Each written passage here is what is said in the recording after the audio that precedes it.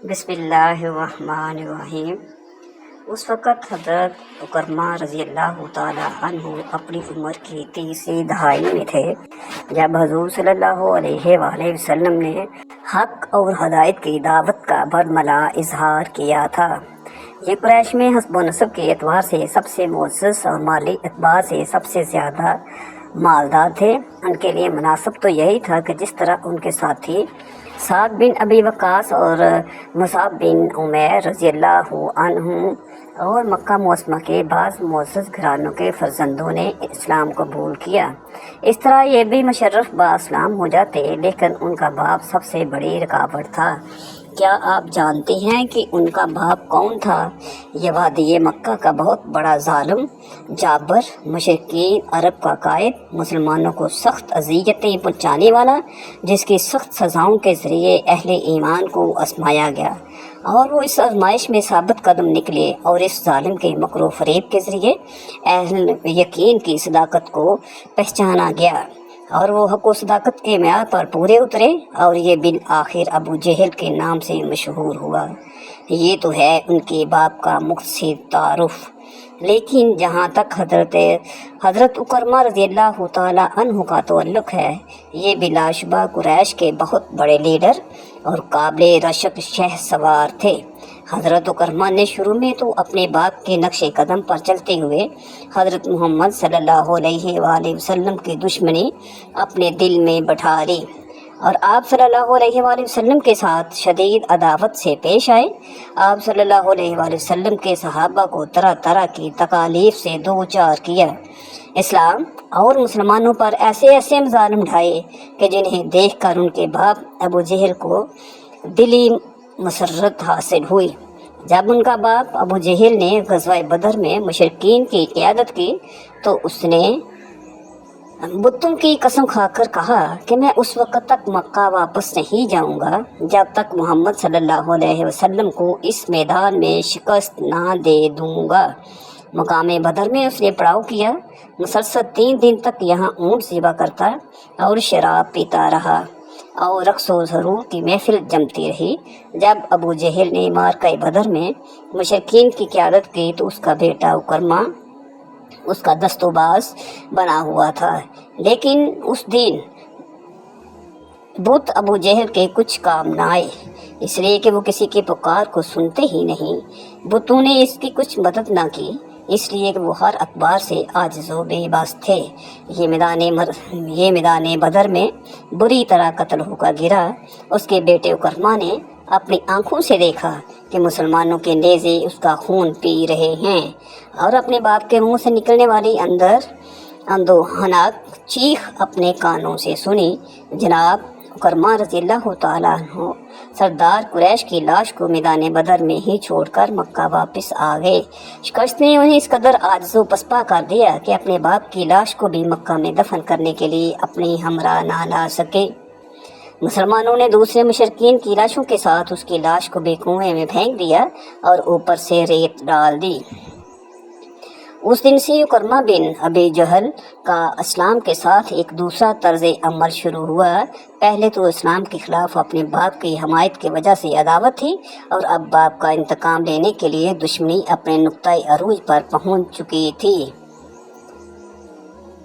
اس وقت سے اکرمہ بن ابی جہل اور دیگر وہ تمام لوگ جن کے باپ معرکہ بدر میں قتل ہو چکے تھے، مشرکین کے سینوں میں عداوت کی آگ جلانے لگے اور مقتولین کی ورثہ کے دلوں میں انتقام کی آگ کا شعلہ بھڑکانے لگے۔ یہاں تک معرکہ احد برپا ہوا۔ اکرمہ بن ابی جہل احد کی جانب چل نکلے، اپنی بیوی ام حکیم کو بھی ساتھ لے لیا تاکہ وہ صفوں کے پیچھے کھڑی ہو کر دیگر مقتولین کی وارث عورتوں کی ہمراہ ایک ساتھ ڈھول بجا کر نوجوان قریش کو لڑائی کے لیے برانگیختہ کرے، تاکہ انہیں اس حالت میں دیکھ کر قریش کے شہ سوار جم کر لڑیں اور میدان سے راہ فرار اختیار نہ کر سکیں۔ قریش نے شہ سواروں کی دائیں جانب خالد بن ولید اور بائیں جانب اکرمہ को मुतय्यन कर दिया। ग़ज़वा उहद में उन दोनों शहसवारों ने एक तूफ़ान बर्पा कर दिया जिससे कुरैश का पल्ला भारी हो गया और मुशरिकीन को उस दिन बड़ी कामयाबी हासिल हुई।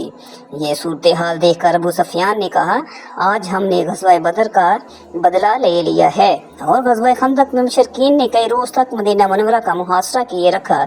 आखिरकार उकरमा ने सबर इकरमा का पैमाना सबर लबरेज हो गया।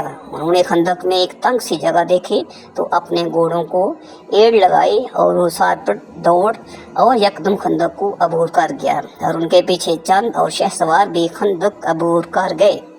उनमें से उमरू बिन अबद और आमरी का तो काम तमाम हो गया और उकरमा बिन अपनी जान बचाकर भाग निकलने में कामयाब हो गया।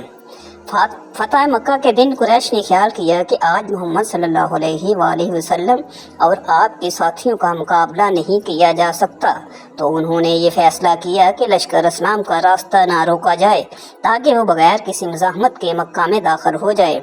इस फैसले का उन्हें ये फ़ायदा हुआ कि रसूलुल्लाह सल्लल्लाहु अलैहि वसल्लम ने लश्कर इस्लाम के सिपा सलारों को ये हुक्म दे दिया कि वह अहले मक्का में से उसके साथ लड़ाई करें जो उनसे नबलू आसमा हो। उकरमा ने और उनके हमरा एक जमात कुरैश की शराज़ाबंदी के लिए निकले ताकि मुसलमानों के लश्कर जर्रार का रास्ता रोके, लेकिन हज़रत खालिद बिन वलीद रज़ियल्लाहु ताला अन्हु ने एक छोटे से मार्का में उन्हें शिकस्त दे दी। उनमें से चंद एक तो कत्ल कर दिए गए और कुछ भाग निकलने में कामयाब हो गए। भागने वालों में उकरमा भी थे। इस रोज़ उकरमा को बहुत नदामत महसूस हुई। फतह मक्का हो जाने के बाद अब तो उनका यहाँ रहना मुहाल था। अगरचे रसूलुल्लाह सल्लल्लाहु अलैहि वसल्लम ने कुरैश के लिए माफ़ी का ऐलान कर दिया गया था, लेकिन उनमें चंद अशखास ऐसे भी थे जिनका नाम लेकर आप सल्लल्लाहु अलैहि वसल्लम ने ये हुक्म सादिर फरमाया, अगर ये काबा के पर्दों में भी छुपे हों तो उन्हें कत्ल कर दिया जाए। इन अफराद की फहरिस्त में उकरमा भी था, इसलिए वह चुपके से खिसक गया और यमन का रुख किया, क्योंकि यहाँ उसे कोई जाए पनाह नज़र न आती थी। इस मौका पर उकरमा की बीवी उम्मे हकीम और हिंद बिन्नत उतबा और उनकी हमरा 10 दीगर ख़वातीन भी रसूलुल्लाह सल्लल्लाहु अलैहि वसल्लम की घर की तरफ रवाना हुई ताकि आप सल्लल्लाहु अलैहि वसल्लम की दस्ते मुबारक पर बैत करें। जब ये आपकी खिदमत अक़दस में हाज़िर हुई तो उस वक़्त आप सल्लल्लाहु अलैहि वसल्लम के पास आपकी 2 बेटियाँ बेटी हज़रत फ़ातिमा रज़ियल्लाहु ताला अन्हा और बनु अब्दुल मुत्तलिब की चंद ख़वातीन मौजूद थीं। हिंद ने बात शुरू की और वो उस वक़्त नकाब ओढ़े हुए थी। कहने लगे, या रसूलुल्लाह सल्लल्लाहु अलैहि वसल्लम, उस खुदा का शुक्र है जिसने अपने पसंदीदा दीन को गालिब कर दिया। मैं कराबतदारी की बना पर आपसे रहम की अपील करती हूँ और मैं सदके दिल से इस्लाम कबूल करती हूँ। फिर अपने चेहरे से नकाब हटाकर गोया हुई, या रसूलल्लाह, मैं हिंद बिन्नत उतबा हूँ। सल्लल्लाहु अलैहि वसल्लम ने फरमाया, खुश आमदीद। फिर उसने कहा, या रसूलल्लाह सल्लल्लाहु अलैहि वसल्लम, आज से पहले आपके घर से बढ़कर वे ज़मीन पर कोई ऐसा घर न था जिसकी तज़लील व रसवाई मुझे महबूब तार हो, और आज आपके घर से बढ़कर रुए ज़मीन पर कोई ऐसा घर नहीं जिसकी इज़्ज़त मुझे महबूब तार हो। रसूलुल्लाह सल्लल्लाहु अलैहि वसल्लम ये सुनकर फरमाया कि अल्लाह ताला तेरे पाकीज़ा ख्यालात और एहसासात में और ज़्यादा बरकत अता फरमाए। फिर उकरमा की बीवी खड़ी हुई, उसने इस्लाम कबूल किया और अर्ज़ की, या रसूलल्लाह सल्लल्लाहु अलैहि वसल्लम, उकरमा इस डर से यमन भाग गया है कि कहीं आप उसे कत्ल ना कर दें, अज़राह करम उसे पनाह दे दें, अल्लाह ताला आप पर करम करेगा। हज़ूर पाक सल्लल्लाहु अलैहि वसल्लम ने इरशाद फरमाया, आज से वो पनाह में है। वो उसकी तलाश में उस वक़्त चल निकली। एक रूमी ग़ुलाम भी उसके हमरा था। रास्ते में ग़ुलाम के नीयत में फतूर पैदा हो गया और वो इस पर डोरे डालने लगा। लेकिन ये उसे उम्मीद दिलाती रही और टालती रही, यहाँ तक कि एक अरब कबीला के पास पहुँच गई, उनसे मदद तलब की तो उन्होंने उसे रस्सों से बांध दिया। ये मुसलसल अपनी राह पर चलती गई, यहाँ तक कि इलाका तोहामा के साहिल समुंदर पर उकरमा से जा मिली और वो एक मुसलमान मलाह से ये कह रहा था कि उसे कश्ती में सवार करके पार लगा दे। मलाह उसे कह रहा था कि अपनी नीयत खालिस कर लो तो तुझे पार लगा दूंगा। उकरमा ने इससे कहा कि मैं अपनी नीयत कैसे खालिस करूं? मलाह बोला, तुम कहो अशहदु अल्ला इलाहा इल्लल्लाहु व अशहदु अन्ना मुहम्मदुर रसूलुल्लाह। मैं गवाही देता हूँ कि अल्लाह के सिवा कोई माबूद हकीकी नहीं और बिलाशुबा मोहम्मद सल्लल्लाहु अलैहि वसल्लम अल्लाह के रसूल हैं। उकरमा ने कहा, इसी कलमे की वजह से तो मैं मक्का से भागा हूँ।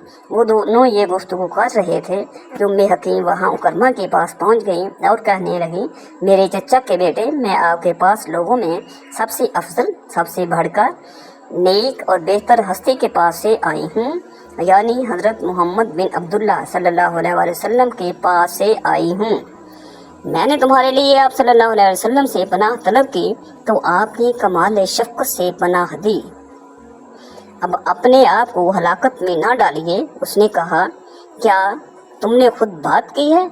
फरमाया, हाँ मैंने खुद बात की। तो आप सल्लल्लाहु अलैहि वसल्लम ने आपको पनाह दे दी। वो मुसलसल यकीन और इत्मीनान दिलाती रही, यहाँ तक कि उकरमा उसके हमरा लौट आए। रास्ते में उसे अपने रूमी गुलाम का वाक़या बताया तो ये सुनते ही पहले वहाँ पहुँचे जहाँ उसे बांध रखा था। इस्लाम कबूल करने से पहले उसे कत्ल कर दिया। रास्ते में एक जगह पड़ाव किया। उकरमा ने अपनी बीवी से खिलवत का इरादा किया तो उसने बड़ी सख्ती से इनकार कर दिया और कहा, मैं मुसलमान हूँ और तू मुशरिक है। इसे बड़ा तअज्जुब हुआ और कहने लगा, मेरे और तेरे दरमियान तो बहुत बड़ी खलीज पैदा हो गई है। जब उकरमा मक्का मुअज़्ज़मा के करीब पहुँचे तो रसूलुल्लाह सल्लल्लाहु अलैहि वसल्लम ने अपने सहाबा से इरशाद फरमाया, अन करीब उकरमा बिन अबी जहल तुम्हारे पास मोमिन और मुहाजिर बनकर आएगा। उसके बाप को गाली ना दो, इसलिए कि मैयत को गाली देने से उसके लवाहकीन को तकलीफ़ होती है और वो गाली मैयत को नहीं पहुंचती। थोड़ी ही देर बाद उकरमा और उनकी बीवी रसूलुल्लाह सल्लल्लाहु अलैहि वसल्लम की खिदमत अक़दस में पहुंच गए। जब नबी करीम सल्लल्लाहु अलैहि वसल्लम ने उन्हें देखा तो बहुत खुश हुए, खुशी की आलम में उनकी तरफ लपके। फिर जब रसूलुल्लाह सल्लल्लाहु अलैहि वसल्लम बैठ गए तो जनाब उकरमा आप सल्लल्लाहु अलैहि वसल्लम के सामने बाअदब खड़े रहे। अर्ज़ की, या रसूलुल्लाह, उम्मे हकीम ने मुझे बताया है कि आपने मुझे पनाह दी है। नबी रहमत सल्लल्लाहु अलैहि वसल्लम ने फरमाया, ये सच कहती है, तुझे पनाह हासिल है। जनाब उकरमा ने दरियाफ़त किया, या रसूलुल्लाह, आप किस बात की दावत देते हैं? आप सल्लल्लाहु अलैहि वसल्लम ने इरशाद फरमाया, मैं तुम्हें इस बात की तरफ दावत देता हूँ कि तुम गवाही दो, अल्लाह के सिवा कोई माबूद हकीकी नहीं और मैं अल्लाह का बंदा और रसूल हूँ। नमाज कायम करो, ज़कात अदा करो, रमज़ान के रोज़े रखो, यहाँ तक कि आप सल्लल्लाहु अलैहि वसल्लम ने इस्लाम के तमाम अरकान शुमार कर दिए। जनाब उकरमा ने कहा, यकीनन आपने हक बात की तरफ दावत दी है और खैर व भलाई का हुक्म दिया है।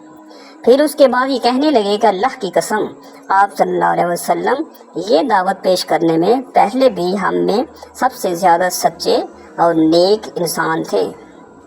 फिर अपना हाथ आगे बढ़ाया और कहा, मैं इकरार करता हूँ कि अल्लाह के सिवा कोई इबादत के लायक नहीं और आप सल्लल्लाहु अलैहि वसल्लम बिलाशुबा उसके सच्चे रसूल हैं। फिर अर्ज़ की, या रसूलल्लाह, मुझे चंद कलमात सिखला दीजिए जो मैं पढ़ता रहूँ।